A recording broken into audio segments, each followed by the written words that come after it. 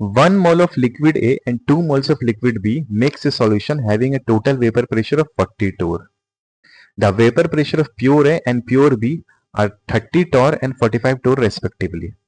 तो हमें देखना है कि सॉल्यूशन क्या होगा, आइडियल, नेगेटिव या पॉजिटिव डेविएशन देगा या मैक्सिमम बॉइलिंग एजियोट्रोप होगा। तो देखो बेसिकली जो सॉल्यूशन है ना कैसे बन रहा है, तो सॉल्यूशन देखो तुम्हारा दो कंपोनेंट से बन रहा है, ए और बी। ए का कितना मोल लिए है, तो 1 मोल लिए है। बी का कितना मोल लिए है, तो 2 मोल लिए है। तो करस्पॉन्डिंगली अगर मोल फ्रैक्शन ए का बताना है तो ए का मोल फ्रैक्शन कितना हो जाएगा, तो number of moles of A divided by total number of moles, जो कि हो जा रहा है 1 + 2 equal to 1/3। Similarly mole fraction x b का क्या, सिमिलरली मोल फ्रैक्शन बी का हो जाएगा 2/3।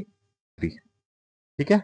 अब देखो क्वेश्चन में बोल रहा है ना, जो वेपर प्रेशर है ना प्योर कंपोनेंट ए का, उसका वैल्यू दिया हुआ है 30 और बी का दिया हुआ है 45। ठीक है। अब अकॉर्डिंग टू रॉल्स लॉ हम लोग को पता है,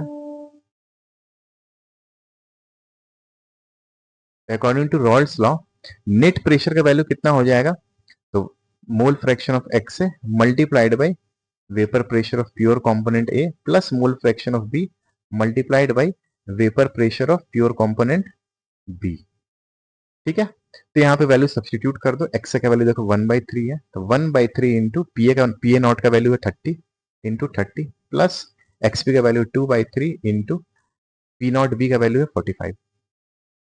तो देखो ये 3 10 से कट जाएगा, ये तुम्हारा 15 से कट जाएगा, तो 10 + 30। तो देखो मेरा पी का वैल्यू आ जा रहा है ना, वेपर प्रेशर ऑफ सॉल्यूशन का वैल्यू आ जा रहा है 40 टॉर। अब क्वेश्चन में देखो क्या दिया हुआ है, क्वेश्चन में दिया है ना कि टोटल वेपर प्रेशर हो जा रहा है सॉल्यूशन का 40 टोर। तो देखो एक्सपेक्टेड जो मेरा कैलकुलेशन है ना वो 40 टोर आ रहा है और इस सॉल्यूशन का भी वेपर प्रेशर 40 टोर ही है, यानी ये सॉल्यूशन क्या हो गया, यानी ये सॉल्यूशन हो गया आइडियल सॉल्यूशन। समझ में आया? तो मेरा करेक्ट आंसर हो जाएगा ऑप्शन नंबर है, ये तुम्हारा आइडियल सॉल्यूशन होगा।